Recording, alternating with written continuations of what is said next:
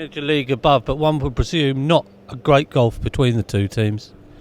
Well, I think they've got good players. There's no doubt about it. They've got decent players. They've also picked up recently. Didn't start the season too well, but they're going now, and they've got a bit of confidence.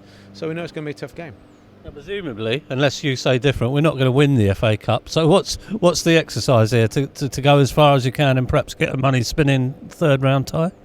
Of course it is. We all want to pitch ourselves against teams in higher leagues, and we've got the opportunity to do that with Stevenage.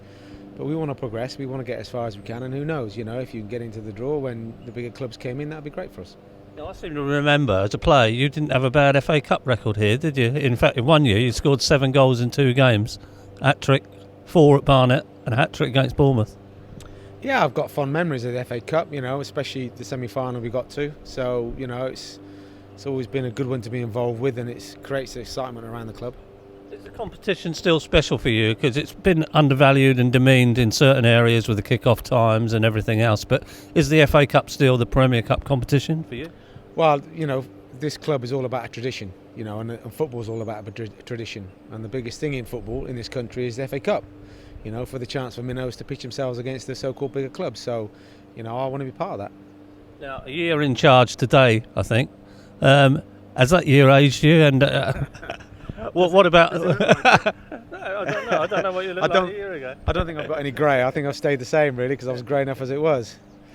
No, it's gone quick. There are parts of it that you think, what's going to happen? Is it ever going to change? What's going to happen tomorrow?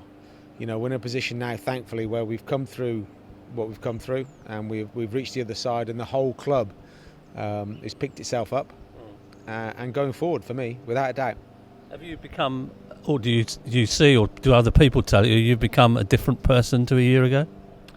I've not had people telling me I've become a different person. I think you have to, realise that you do grow into a role in this position, and you can never prepare yourself for the number one job, because its responsibilities come thick and fast once you are, which you don't have if you're not the number one.